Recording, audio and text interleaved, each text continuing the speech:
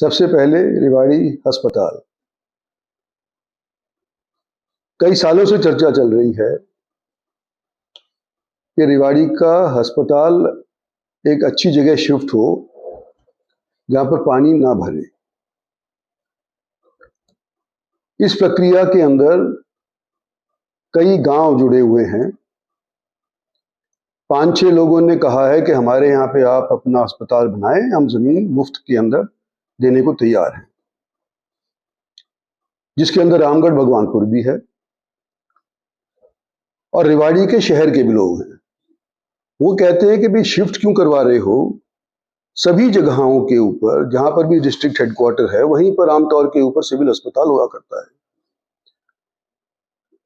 अब वो मेरे को ये बता रहे हैं कि भाई 6 एकड़ अभी सिविल अस्पताल के पास है, अगर इसके अंदर ही बनाओगे सभी को सुविधा होगी। तो ये रेवाड़ी वाले हो गए एक तरफ को, एक तरफ हो गए सारे गांव वाले जिन्होंने अपनी अपनी तरफ से तजवीज़ किया कि हमारे को ज़मीन देने के अंदर कोई एतराज़ नहीं है, हमारे यहाँ पे खोलो।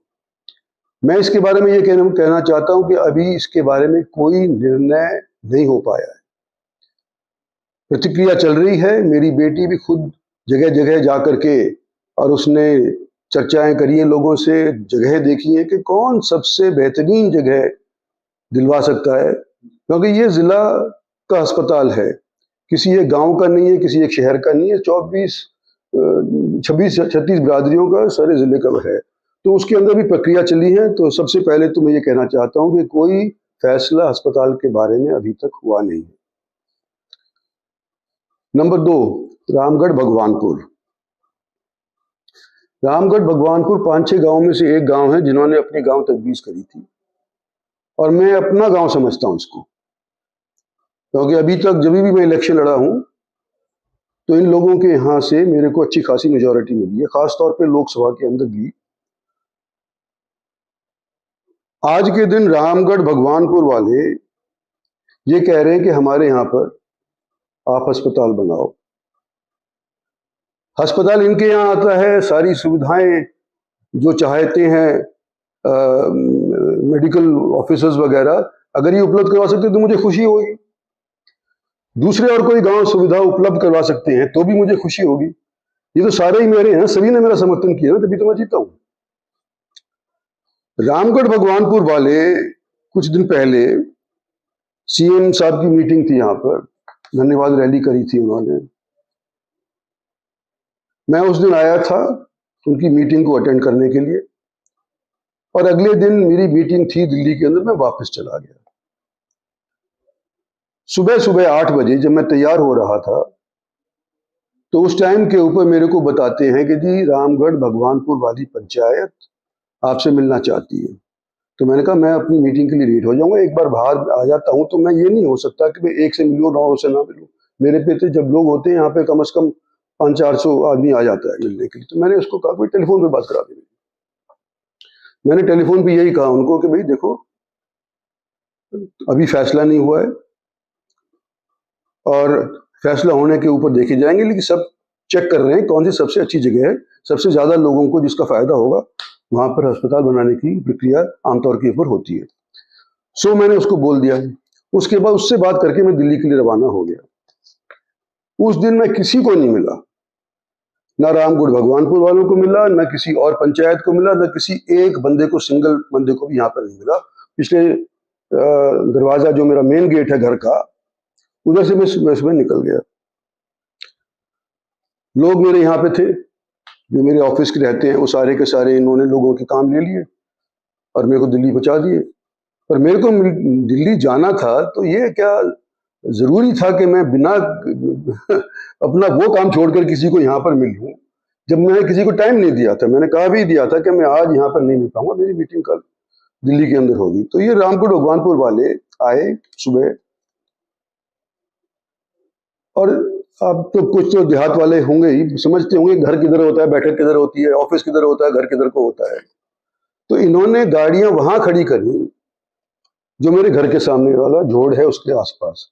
उस गेट को मैं कभी इस्तेमाल नहीं करता, सिर्फ आने जाने के लिए अपने घर के अंदर इस्तेमाल करता हूँ। मेरा गेट ये वाला इस्तेमाल होता है जो ऑफिस का है। यहाँ पे लोग बैठे होते हैं, सामने की तरफ पार्किंग है, साथ के अंदर एक स्टेडियम है, उसके अंदर पार्किंग है, तो आराम से यहाँ पे लोगों को पता है कि गाड़ी कहाँ खड़ी करनी चाहिए अगर इंद्रजीत सिंह से बातचीत करनी होगी तो ये लोग यहाँ की बजाय दूसरी जगह के ऊपर अपनी गाड़ी खड़के और फिर पता करते करते यहाँ पर आए सुबह सुबह कि भी इंद्रजीत सिंह से मिलना है। क्या मतलब हुआ कि ये मेरे घर के अंदर पहले कभी नहीं आए थे।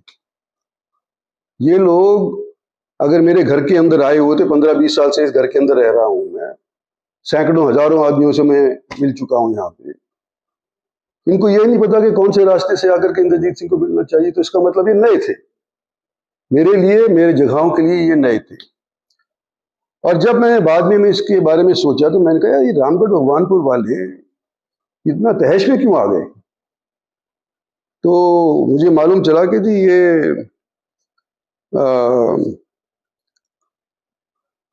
इनके अनिल सरपंच हैं, सरपंच पति हैं, जिससे मैंने टेलीफोन के ऊपर बात करी थी, जो उन्होंने रिकॉर्ड कर ली है, जिसकी चर्चाएं इस वक्त काफी खासी चल रही हैं। तो उन्होंने फिर सरपंच ने और उन्होंने यहाँ पे तमाशा किया और वहां पर से फिर लोगों का यहाँ पे है ही नहीं जब इंद्रजीत सिंह, तो क्यों परेशान हो रहे हो, अपने घर जाओ। खैर जी, पर मैंने पता करना उचित समझा कि भाई क्या चक्कर है ये रामगढ़ भगवानपुर जो मैं अपना गांव समझता हूँ, वहां के लोग इस तरह से व्यवहार क्यों कर रहे हैं। जब मैंने सरपंच से बात कर ली तो बाद में पता चला कि ये जो सरपंच अनिल है या सरपंच पति अनिल है भगवानपुर का, इसने मेरी वोट ही नहीं दी। राज बब्बर के खेमे का आदमी पंचायत को लेकर के मेरे पास आए और विद्रोह करे मेरे घर के अंदर, तमाशा करे मेरे घर के अंदर। तो मैंने जब देखा कि भाई ये तो 40% लोग ऐसे हैं राम भगवानपुर के जिन्होंने मेरी वोट ही नहीं दी। जिस गांव के अंदर शायद ही राज बब्बर कभी गया हो, सिर्फ टीवी पे देखा हो तो बात दूसरी है, उस अनजान आदमी को 40% वोट चली जाए तो मुझे तो शौक लगा ना, ये हो क्या रहा है इसके अंदर। और वो आदमी आकर के फिर ये तमाशा करे, आगे जाकर के धरने पे बैठ जाए। तो मेरे को तो शुबा हुआ, इसलिए मैंने पता किया कि मेरा भगवानपुर के अंदर मेरे को 60% और उनको 40% वोट मिली, जबकि अनजान आदमी था। तो ये उसके बाद बैठक नहीं पहुंच, बैठक में आए नहीं, मेरे वापस चले गए और इन्होंने धरना शुरू कर दिया। धरने के अंदर जितने कांग्रेसी थे हारे हुए, सारे के सारे उपस्थित हो गए। एक दिन पहले चले गए, एक दिन बाद के अंदर चले गए, उनके सारे के सारे कांग्रेसी चले गए।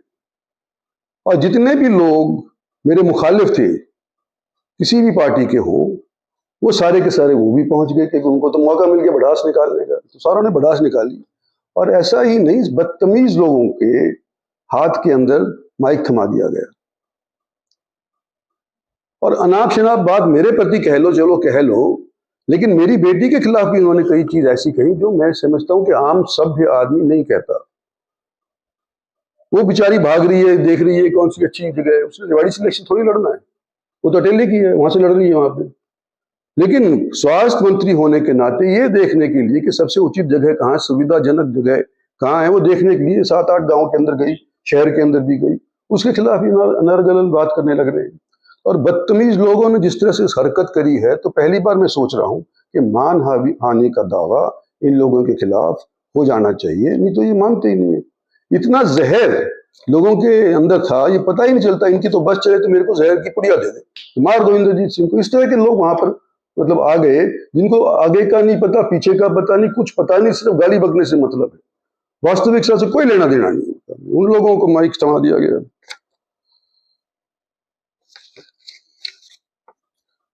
बंद करना चाहता हूं, रामगढ़ भगवानपुर के अंदर बने ना बने वो तो भविष्य बताएगा।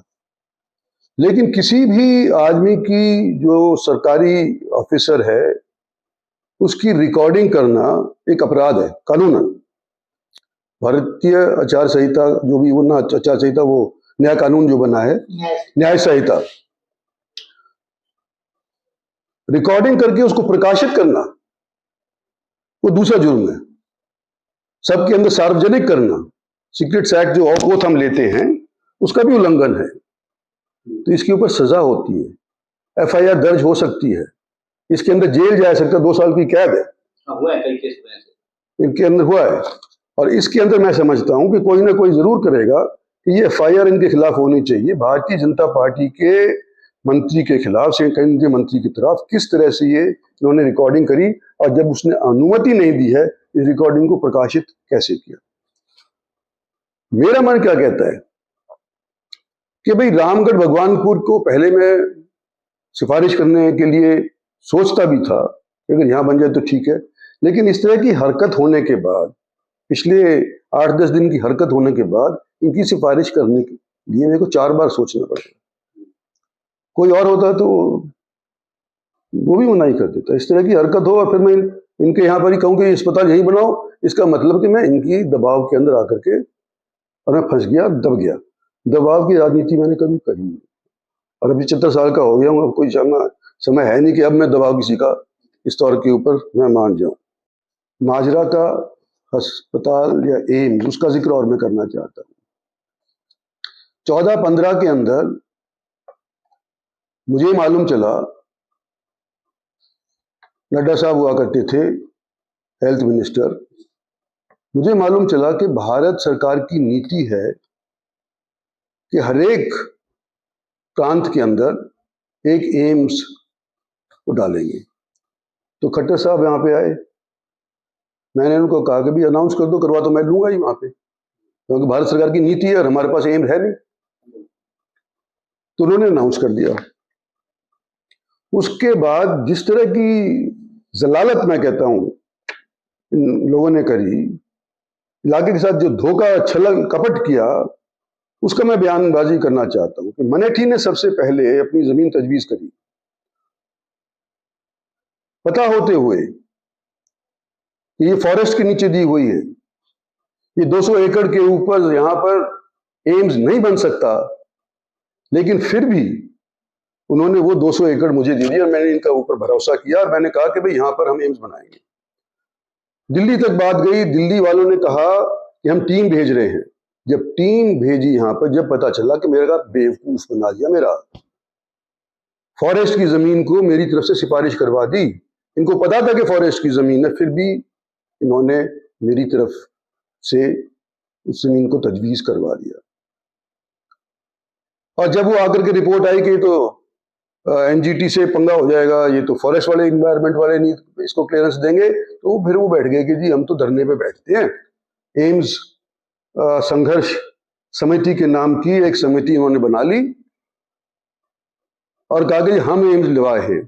अपनी झेप उतारने के लिए इन्होंने ये एम्स संघर्ष समिति बनाई, और इन्होंने जो जलालत करी है इस इलाके के साथ, वो आने वाली पीढ़ियां याद करेंगी। आज एम्स तैयार हो गया होता, अगर ये जमीन सही वाली होती तो 19 के अंदर 20 के अंदर ये हो जाता तैयार, लेकिन 4-5 साल खामखा के अंदर यूं ही जाया हुए कि भी दूसरी जगह तलाशो। और ये तो माजरा वालों ने तलाश करके हमारी दे दी, ये तो हम तो खरीद तो सकते नहीं थे, हम तो एक्वायर तो कर ही नहीं सकते थे, माजरा वालों ने दे दी। तो एम्स हमारे पे आ गया, हमारे प्रधानमंत्री ने आकर के उसका उद्घाटन भी किया। लेकिन इनकी जलालत देखो। उस टाइम मैंने कुछ नहीं कहा कि मैं कह दूंगा बतंगड़ बन जाएगा, काम होता होता कहीं उल्टा ना पड़ जाए, तो मैंने उस टाइम कुछ नहीं कहा। लेकिन आज मैं ये स्पष्ट करना चाहता हूं कि जब भी कोई बात आती है एम्स की, ये लेकर के ज्ञापन कभी DC के पास पहुंच जाते, कभी पहुंचा जाते हैं, और आप जैसे लोग उसको प्रकाशित कर देते हैं। इनका लेना देना क्या था? इन्होंने तो खराब किया है इलाके को। और आज के दिन में 75 साल का होने के साथ कह देता हूं कि मेरा ईमान आज भी बरकरार है, कोई फर्क नहीं आया।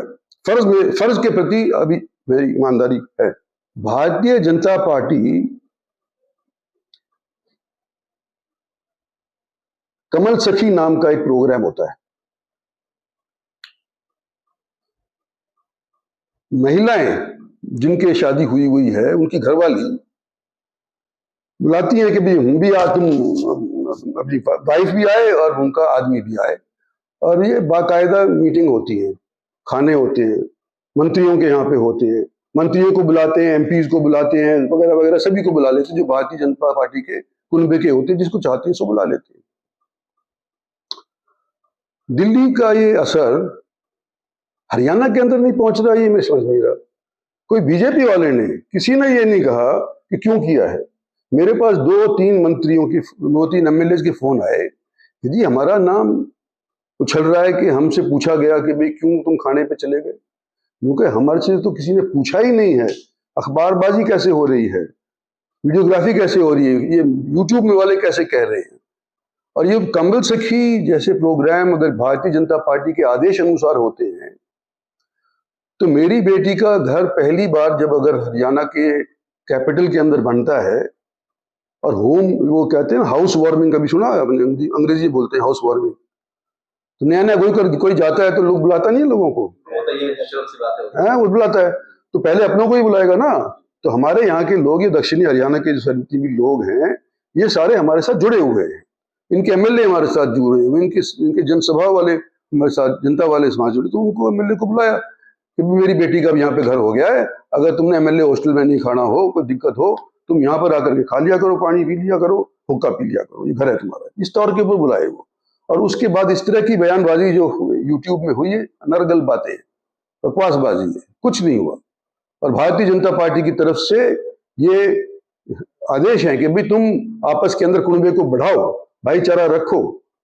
और हम तो ये चाहते हैं, मैं तो पहले से ही करता आया हूँ, ये दिल्ली में भी करता आया हूँ, और अब मेरी बेटी को घर मिल गया तो वहां पे भी करने लग रहा हूँ। मैं तो यहाँ भी करता हूँ, अगर यहाँ पे करता हूँ तो यहाँ बुला लेता हूँ लोगों को, दिल्ली होता हूँ तो दिल्ली बुला लेता हूँ। और मेरे मिलने का एक दिन फिक्स है, पिछले जब से मैं बना हूँ, 4 में बना था कांग्रेस की तरफ से, 4 से लेकर के आज तक सोमवार का दिन मेरा फिक्स्ड है। कोई मेरे को मिलने आना चाहता हो तो सोमवार के दिन यहाँ होता हूँ तो यहाँ मिलेगा, अगर दिल्ली होऊंगा तो दिल्ली मिलेगा, अगर मैं यहाँ पे नहीं हूँ तो फिर मिलने का वो पूछ लेते हैं कि है नहीं आप, लोग यकीन कर लेते हैं नहीं है तो नहीं आते। कोई और मंत्री, नेता किसी भी पार्टी का, अपनी गिफ्ट छोड़ो, किसी भी पार्टी का कोई एक दिन देता हो हफ्ते के अंदर, तो उसका क्यों नहीं लिखते आप? हमेशा ये आता है कि इंद्रजीत किसी से मिलता नहीं, इंद्रजीत किसी से मिलता नहीं। बाकी सारे के सारे लोग सिर्फ अपॉइंटमेंट के माध्यम से मिलते हैं। मेरे यहाँ तो खुला दरबार है, मेरे बाप का खुला दरबार था। आओ, उन्हीं कहानी अगर हमारे से फिट सोते तो हम करेंगे, नहीं आती तो बता कर देंगे। मेरा 20 साल से चलता आ रहा है, और फिर भी आप लोग यूँ कहते हैं, लोगों से कहलवा देते हैं कि इंद्रजीत किसी को मिलता नहीं है। भाई 10 बार में एमएलए कैसे 10 बार में जीत कैसे गया? पब्लिक ने जिताया ना। पार्टी की टिकट पहली चीज, पब्लिक दूसरी चीज। तो जो लोग मेरे से हारे हैं या मेरी पार्टी के वालों से हारे हैं, आज उनके मन के अंदर इतना जहर घुला हुआ है कि आने वाले समय के अंदर मैं समझता हूं मेरे को एहतियात बरतना पड़ेगा, कोई गोली भी मार सकता है। इस तरह के लोग यहाँ पे आज के दिन हो रहे हैं। तो ये मैं आपको मोटे मोटे तौरों पे कहना चाहता था कि आज के दिन अस्पताल का भी फैसला नहीं हुआ है। एम्स वालों ने हमारे साथ डुप्लीसिटी करी थी। आने वाले समय के अंदर जिस तरह से मैं चलता आया हूं उसी तौर पर चलता आऊंगा। और भारतीय जनता पार्टी की तरफ से किसी को बुला करके ये नहीं कहा गया कि क्यों गया तू डिनर डिप्लोमेसी के ऊपर।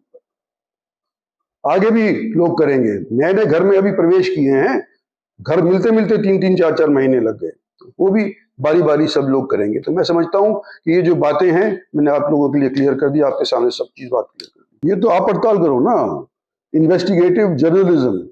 आप मेरे कंधे पे बंदूक चलाते हो, आप अपनी मेरी हरकत में आकर के पता करो ना कि कौन करता है। पता तो आपको भी है, मेरे से क्यों पूछ रहे हो? मेरे से क्यों करवाना चाहते हो? अपने इलाके के लिए मांग रखना मेरा फर्ज है। पिछली सरकार से भी मांग करी थी, हुड्डा साहब के टाइम के बाद मैंने मांग करी है, मांग करता आया हूँ। और आज के दिन मैं कहता हूँ कि ये मांग करने की वजह से ही कुछ हमारे को मिला है। ये हमारी पाली की यूनिवर्सिटी जो रोहतक जाने वाली थी, मैं ला करके महेंद्रगढ़ के अंदर टेक किया। ये जो हमारा सैनिक स्कूल है जो कि कहीं और जा रहा था, मैं नाम नहीं लूँगा जगह का, वहाँ जा रहा था, वो पर ला करके मैंने इसको पाली गोठड़ा के अंदर टेका है। ये जो एम्स कह रहे थे कि नहीं बन सकता, और कहते हैं कि बादशाह के अंदर इतना खर्च हो गया है, वो कैंसर हॉस्पिटल भी बना हमारे और एम्स बना। अगर मैं नहीं इसके बारे में प्रयास करता, परिश्रम नहीं करता, तो यहाँ पर हमारे को एम्स नहीं मिलता, हमारे को डिफेंस यूनिवर्सिटी नहीं मिलती जो बिनौला के अंदर आज के दिन है, हमारे को मेट्रो नहीं मिलती जो आज के दिन प्रस्तावित है और मंजूर हो गई है, हमारे को RRTS नहीं मिलती। हालांकि उसमें विलम्ब हो गया है, लेकिन उसके पीछे अगर किसी ने प्रयास किया है तो सबसे ज़्यादा प्रयास मैंने नहीं किया है, क्रेडिट कोई होता है। सर चर्चा उसके बाद है, जैसे आपने कहा था ना कि नायब के राज में मनोहर के बाबुओं की चलती है, तो उसके बाद और जिस प्रकार से दिल्ली में चर्चा आई उसके बाद से ये चर्चाएं चल रही हैं। देखो,